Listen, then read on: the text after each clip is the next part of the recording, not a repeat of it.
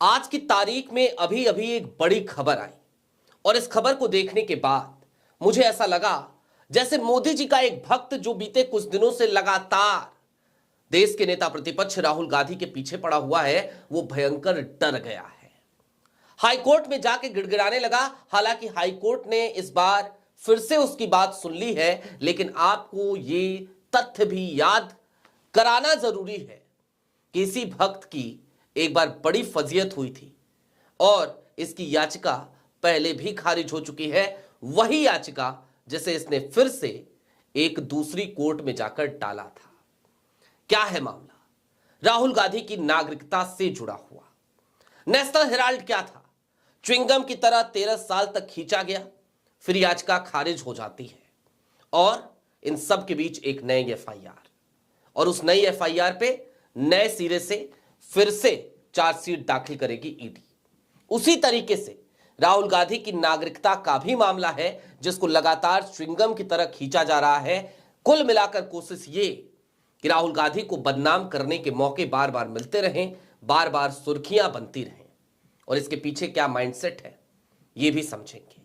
लेकिन वो भक्त कौन है, कैसे डरा है, क्यों गिड़गिड़ाया है, ये सबसे पहले। नमस्कार, मैं स्वप्निल और आप मुद्दा देख रहे हैं। दोस्तों, आगे बढ़े उससे पहले वही छोटी सी अपील। मुद्दा इन दिनों एक गंभीर आर्थिक संकट से जूझ रहा है। एक तरफ हमारे मेन बैंक अकाउंट बीते कई महीनों से फ्रीज चल रहे हैं, तो दूसरी तरफ हमारे 2.5 साल पुराने चैनल को हमसे लंबे समय तक छीन कर रखा गया था। ऐसे में आपसे गुजारिश है, यदि आप चाहें तो स्क्रीन पर दिख रहे क्यूआर कोड या फिर के नीचे दिख रहे यूपीआई नंबर के जरिए मुद्दा की छोटी छोटी मदद जरूर कीजिएगा। अब आगे बढ़ते हैं और सबसे पहले मैं आपको सिलसिलेवार तरीके से कुछ हेडलाइंस दिखाना चाहता हूं। आपके स्क्रीन पर पांचजन्य की एक हेडलाइन है, मुखपत्र है ये आरएसएस का। राहुल गांधी ब्रिटिश नागरिकता, याचिकाकर्ता को जान का खतरा, रायबरेली से केस ट्रांसफर करने की मांग। 2 दिन पहले यह मांग की गई थी, 2 दिन पहले की हेडलाइन है। दूसरी खबर, आज की खबर, राहुल गांधी के खिलाफ केस की सुनवाई अब लखनऊ की अदालत में होगी। हाईकोर्ट ने केस ट्रांसफर की अर्जी मंजूर की। और इसके साथ ही साथ अब मैं आपको एक पुरानी खबर दिखाना चाहता हूं।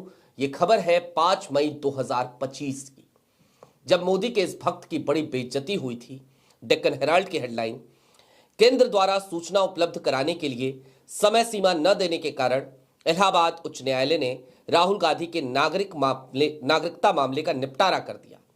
एबीपी की वही हेडलाइन उसी तारीख की, राहुल गांधी की नागरिकता को चैलेंज करने वाली याचिका खारिज, इस शर्त पर हाईकोर्ट ने किया निपटारा।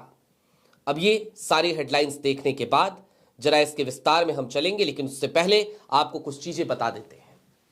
नेशनल हेराल्ड मामला क्या था?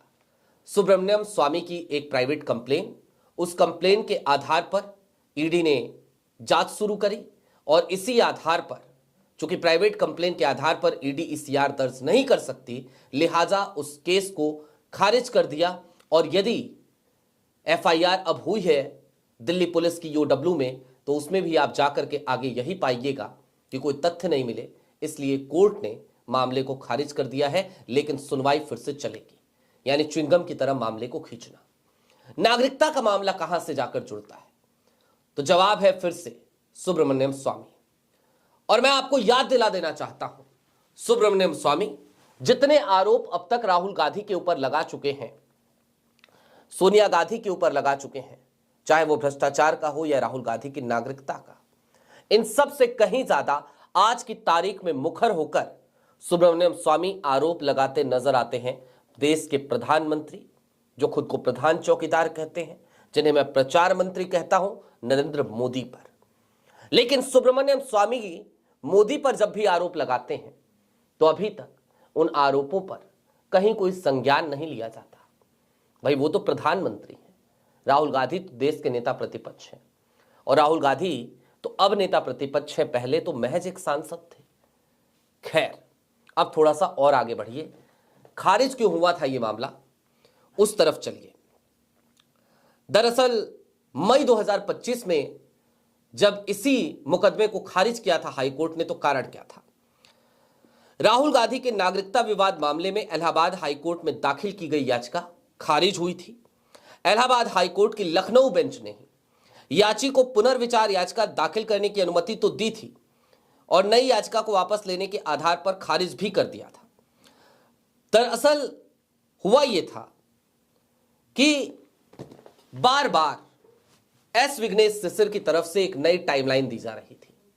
केंद्र सरकार से भी बार बार इलाहाबाद हाईकोर्ट की लखनऊ बेंच जवाब मांग रही थी, सबूत मांग रही थी, पूछ रही थी कि राहुल गांधी भारत के नागरिक हैं कि नहीं है, इतनी सी बात है, बता दीजिए। लेकिन यह बताता कौन? तो जवाब है अमित शाह साहब का मंत्रालय, यानी कि होम मिनिस्ट्री। और अमित शाह साहब का मंत्रालय बार बार आनाकानी करता नजर आता। हर बार वो इस बात का जवाब देने से कतराता नजर आता। और आरोप क्या लगाए गए हैं राहुल गांधी पर? राहुल गांधी के ऊपर आरोप है कि राहुल गांधी ब्रिटिश नागरिक हैं। राहुल गांधी के ऊपर आरोप है कि राहुल गांधी दरअसल ब्रिटिश पासपोर्ट रखते हैं। राहुल गांधी ने वहां पर बेनामी कंपनियां बना रखी हैं और उनकी वजह से, और ये आरोप किसी और के नहीं है, ऐसा नहीं है ये आरोप एस विघ्नेश सिसर के खुद के हैं। इस मामले में सबसे पहले आरोप अगर किसी ने लगाए थे तो वही सुब्रमण्यम स्वामी थे। हेराल्ड मामले में भी उन्होंने ही लगाया। हेराल्ड की सच्चाई आपके सामने है, नागरिकता मामले की सच्चाई भी आपके सामने आएगी। लेकिन अब जरा इस पूरी गुत्थी को थोड़ा और सुलझाइए। राहुल गांधी के खिलाफ इलाहाबाद हाईकोर्ट की लखनऊ बेंच में पहले से ही नागरिकता मामले में एक पुनर्विचार याचिका डाल चुके हैं एस विघ्नेश सिसर। उसके बाद इन्हें पता नहीं कहां से और थोड़ा सा ज्ञान हुआ, तो उन्होंने कहा एक काम करेंगे, हम वहां पे तो मामला चल ही रहा है, एक और मुकदमा डालेंगे। और सोचिए कहां डाला होगा? तो पहुंच गए रायबरेली, यानी कि राहुल गांधी जहां से सांसद हैं उसी रायबरेली, उनके संसदीय क्षेत्र में पहुंचे और जाकर के याचिका दाखिल कर दी। मामले की सुनवाई शुरू हुई और मामले की सुनवाई शुरू होने के साथ ही अभी से 2 दिन पहले, 48 घंटे पहले ये खबर आई कि एस विघ्नेश सिसर भयंकर डर गए हैं, क्योंकि एस विघ्नेश सिसर के सामने राहुल गांधी के कार्यकर्ता आकर खड़े हो गए थे। राहुल गांधी के कार्यकर्ता आकर इनको मारने की कोशिश नहीं कर रहे थे, इनके साथ कोई मारपीट नहीं हो रही थी।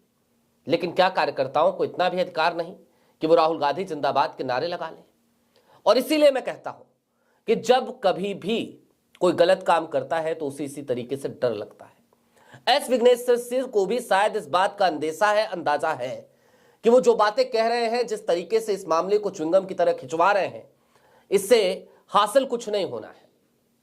नेशनल हेराल्ड मामले में याचिका के खारिज होने के बाद आज की तारीख में कांग्रेस सड़कों पर है।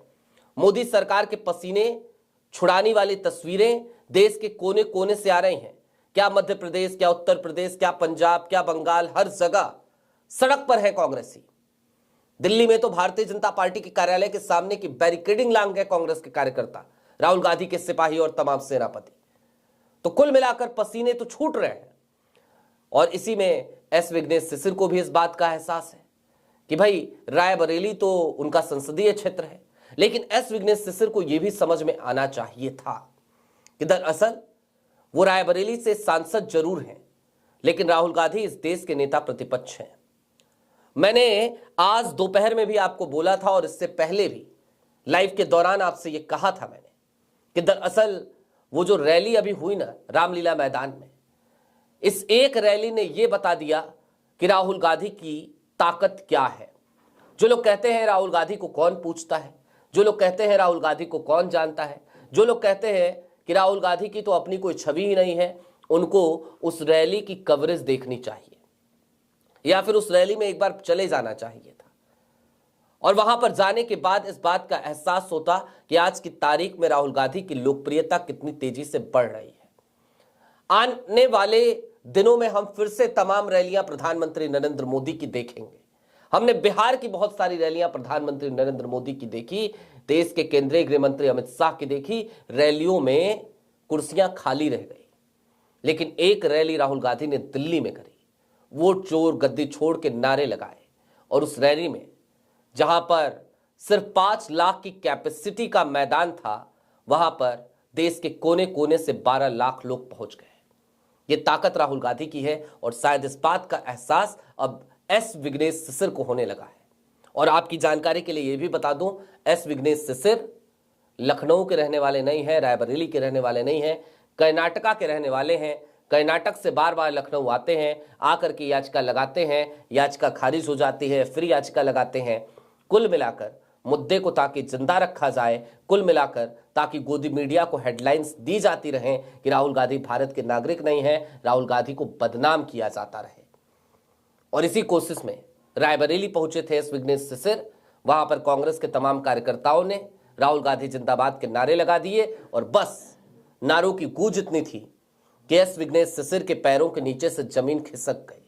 वो डरने लगे, घबरा गए और रायबरेली से भागकर लखनऊ आ गए और आकर के कहने लगे, मिलॉर्ड रायबरेली में नहीं जाऊंगा, अब हिम्मत नहीं बची है, अब मैं वहां जाना ही नहीं चाहता।